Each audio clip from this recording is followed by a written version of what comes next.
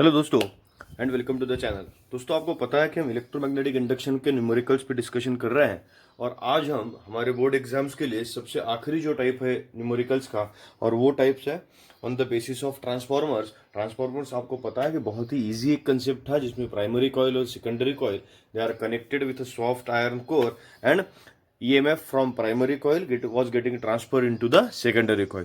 अब ये ट्रांसफॉर्मर्स तो हमारे पास थे ही। अब ट्रांसफॉर्मर्स के न्यूमेरिकल्स बहुत कम होते हैं। मैंने बहुत ढूंढ के, और हमारे टेक्स्ट बुक में तो एक ही है, ढूंढ के मैंने 3 न्यूमेरिकल्स निकाले कि जो हमारे जिनमें मैं बहुत सारे न्यूमेरिकल्स आपको समझाने की कोशिश करूंगा और उसी टाइप के न्यूमेरिकल्स एग्जाम में आ सकते हैं।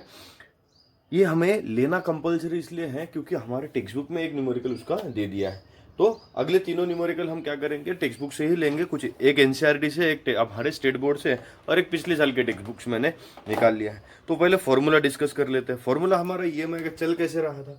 ईएमआई का formula it is d phi upon D T is equals to minus e. ये तो लेंज लॉ ही हो गया था।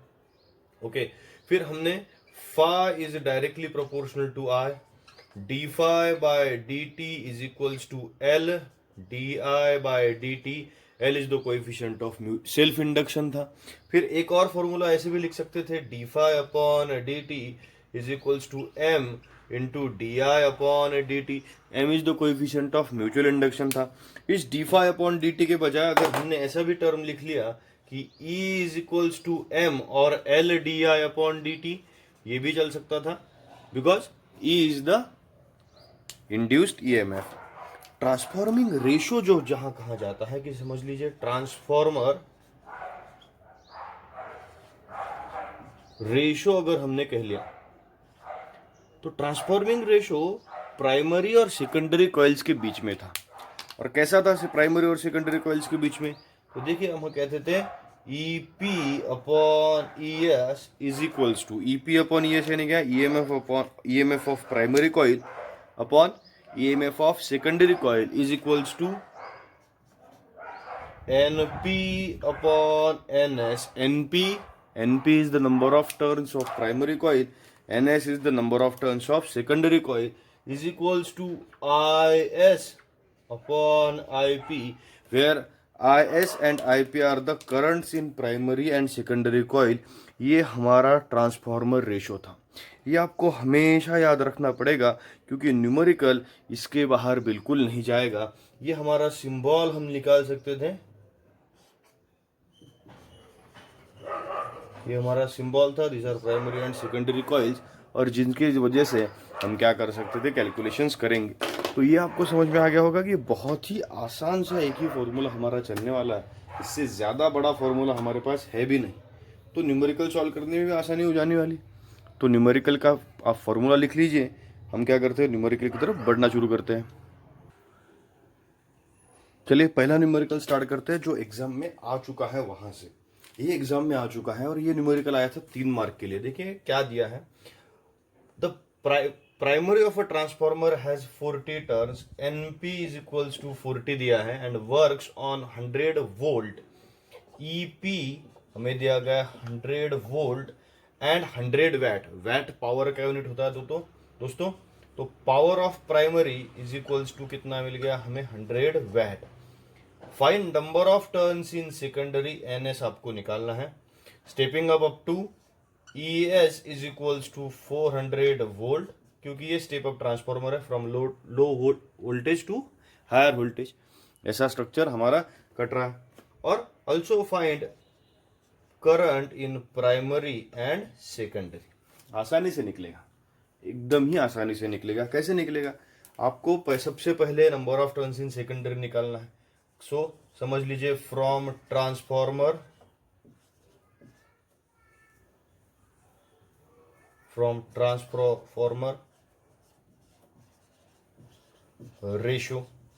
Transformer ratio we can calculate EP upon ES is equals to NP upon NS।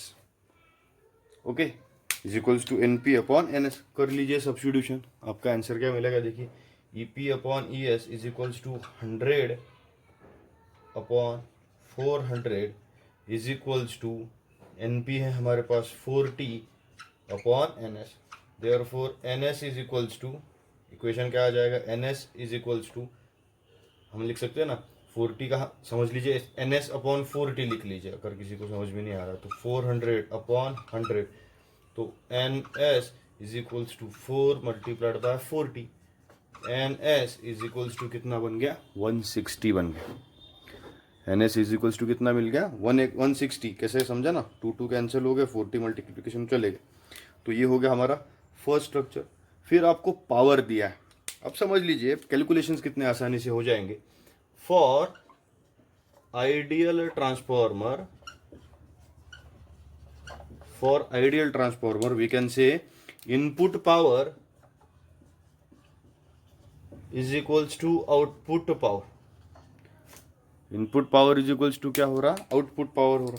तो हम क्या कहेंगे, input power EPIP is equals to ESIS। लेकिन आपको इनपुट पावर दी है, तो इनपुट यानी primary power is equals to ESIS। Primary power कितनी है 100 is equals to ES। Secondary का कितना है 400 मल्टीप्लाइड बाय IS। तो IS current in secondary coil मिल जाएगा 100 अपॉन 400, दैट इज 1/4। IS कितना मिला आपका 0.25 यूनिट, क्या हो जाएगा एम्पियर। 1/4 यानी 0.25 हो गया ना।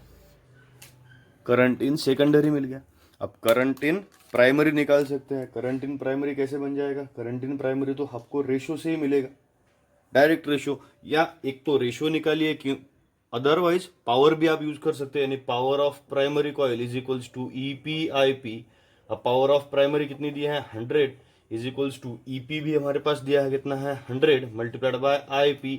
तो IP is equals to 100 upon 100, IP is equals to 1 ampere. अगर आप रेशो भी इस्तेमाल करेंगे इसमें तो भी चलेगा, तो भी कोई प्रॉब्लम नहीं है, रेशो वाइज भी आपका आंसर आएगा। लेकिन ये 3 मार्क का न्यूमेरिकल था, आपको समझ में आएगा रेशो के सिवा हमारे पास कुछ नहीं है कि जिसको हमें डर लग, यानी डर लगने का न्यूमेरिकल ही नहीं है, कुछ भी नहीं है, there is nothing in that can fear us. So transformer बहुत ही आसान न्यूमेरिकल होता है। एक और देख लेते हैं ताकि आपको समझ में आ जाए कि हमें क्या करना होता है। सो ये एक अलग न्यूमेरिकल है कि जो NCERT के टेक्स्ट बुक में हमें मिलता है। देखिए क्या है, current of 10 ampere in primary of a transformer, यानी primary coil of a transformer has a 10 ampere of current, यानी हम कैसा कह सकते हैं IP is equals to 10 ampere. It is reduced to 0 at an uniform rate in 0.1 second, यानी T is equals to 0.1 second. IP वैसे भी बाद में क्या हो गया समझ लीजिए, IP1 है और IP2 क्या हो गया 0 ampere. Okay, it is reduce to 0 if the coefficient of mutual induction, transformer है बेटा इसलिए म्यूचुअल इंडक्शन ही लगेगा, is 3 henry. What is the EMF induced in secondary coil, ES आपको पूछा गया है।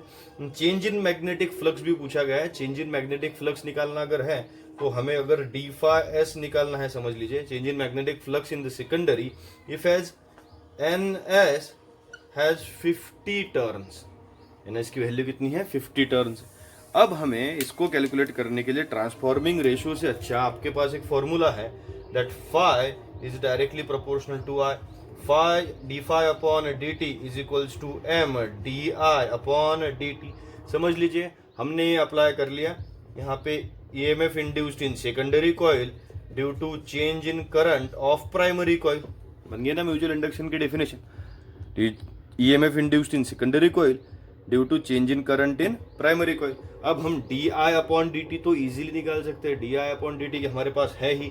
ES is equals to m कितना है, m is 3 multiplied by IP, it is changed from 0 to और 10 टू 0 इन 0.1 सेकेंड्स, यानी हम लिख सकते हैं ES is equals to 3 multiplied by इतना हो जाएगा 10 अपॉन 0.1 यानी 10 रेज़ टू पावर -1, यानी 100 ऊपर आएगा तो 100 हो, तो 100 ES is equals to 300 unit कितना बनेगा बेटा वोल्ट। एकदम आसानी से हमने रेशो भी नहीं इस्तेमाल कर लिया। और उसी को पकड़ के अगर हम फिर से एक बार स्ट्रक्चर में हमारा EMF induced in the secondary coil निकालने की कोशिश करें, वो भी हमारा इन टर्म्स ऑफ phi ही निकल जाएगा। So in secondary coil EMF is equals to d∅ upon dt, कौन सा लॉ है बेटा, लेंज लॉ है। EMF is equals to d∅ upon dt, therefore ES is equals to NS d phi upon D t, हमें डी फाई की value निकालनी है, एन एस हमारे पास है, तो हम क्या लिखेंगे, d phi is equals to e into d t upon क्या बन जाएगा, N s. So d phi is equals to, समझ में आ रहा ना आपको, e multiplied by D t, e multiplied by D t यानी कितना 300 multiplied by 0.1 upon number of turns in secondary coil भी हमें दे दिए थे, कितने थे 50। अगर इसे हम प्रॉपरली सॉल्व करेंगे तो हमारा आंसर आएगा 0.6 यूनिट क्या होगा, वेबर। तो हमने यहाँ पे तो ट्रांसफॉर्मिंग रेशियो भी नहीं इस्तेमाल किए, और without using transforming ratio we have been calculating the structures of phi is directly proportional to I। Okay दोस्तों, ये एक न्यूमेरिकल था जो एनसीईआरटी में आता है। एनसीईआरटी में ऐसे ही न्यूमेरिकल आते हैं जिसमें लॉजिकल हमारा रीजनिंग बहुत स्ट्रांग होता है, तो उसे भी आपको क्या करना है, देखते रहना है। एक और न्यूमेरिकल लेंगे जो हमारे टेक्स्ट बुक में है और जो ट्रांसफॉर्मर का लगता है लेकिन है ट्रांसफॉर्मर का नहीं है, तो ये बहुत इंपॉर्टेंट न्यूमेरिकल है। तो चलिए दोस्तों, आखिरी न्यूमेरिकल की तरफ चलते हैं। ऐसा लगता है कि ये ट्रांसफॉर्मर है, लेकिन यहाँ पे ट्रांसफॉर्मर यूज करने का काम ही नहीं है। देखिए, primary and secondary coil of a transformer each of inductance 200 into 10⁻⁻6 Henry. ये देखिए, ईच वर्ड बहुत इंपॉर्टेंट है, ईच ऑफ इंडक्टेंस, यानी ये हो गई सेल्फ इंडक्शन दिया है हमें, यानी हमें दिया है गया है L is equals to 200 into 10⁻⁻6। ये हर एक कॉइल का इंडक्शन इतना है, और इन दोनों में समझ, यानी कैसा होगा, ये हो गई हमारी प्राइमरी कॉइल, समझ लीजिए, ये हो गई सेकेंडरी कॉइल। प्राइमरी कॉइल का एल इतना है, सेकेंडरी कॉइल का भी एल इतना है, और इन दोनों में जो म्यूचुअल इंडक्शन हो रहा है वो इज 4 इंटू 10⁻⁻6 हेनरी। तो ये हमें दिया गया, यानी एल यानी इंडिविजुअल एबिलिटी थी, ओके, और एम यानी उनका एक्चुअल कितना हो रहा है। What percentage of flux from one coil reaches the other, यानी परसेंटेज ऑफ फ्लक्स ट्रांसफर हमें पूछा गया कि कितनी फ्लक्स इधर से उधर जा रही है, तो m अपॉन एल, इतनी फ्लक्स इधर से उधर जा रही है, because L is total, M is mutual, and percentage में सिर्फ इसे 100 से क्या करना है, मल्टीप्लाई करना है, हो गया, यानी क्या हो गया, 4 into 10⁻⁻6 upon 4 into upon total कितनी है 200 इंटू 10⁻⁻6। ऐसे कि जैसे हमें 100 आउट ऑफ 4 मार्क्स मिले, अब उसका परसेंटेज निकालने के लिए हम कितने से मल्टीप्लाई करेंगे, 100 से, तो पूरा परसेंटेज कितना ट्रांसफर हो जा रहा है, 2% हमारा क्या आएगा, आंसर आएगा। So percentage of flux transfer is here 2%, इधर से उधर जा रही है। तो इतना आसान ये न्यूमेरिकल था कि जिसमें हम टोटल फ्लक्स से, टोटल फ्लक्स यानी क्या, इंडिविजुअल फ्लक्स, और जिससे जो ट्रांसफर हो रहा है वो थी हमारी एक्चुअल ट्रांसफरिंग स्ट्रक्चर और म्यूचुअल इंडक्शन। ओके दोस्तों, तो ये हुए हमारे न्यूमेरिकल। हम अगला चैप्टर ही स्टार्ट करने वाले हैं, अब चैप्टर ही चेंज हो जाएगा, एसी करंट स्टार्ट करेंगे, लेकिन ईएमआई आपका बहुत ही अच्छे से चैप्टर मैंने कर दिया। तो न्यूमेरिकल्स को लिखते रहिए, चैनल को लाइक कीजिए, शेयर कीजिए, सब्सक्राइब कीजिए, बेटा पढ़ते रहिए, मैं बढ़ाता रहूँगा। Thank you.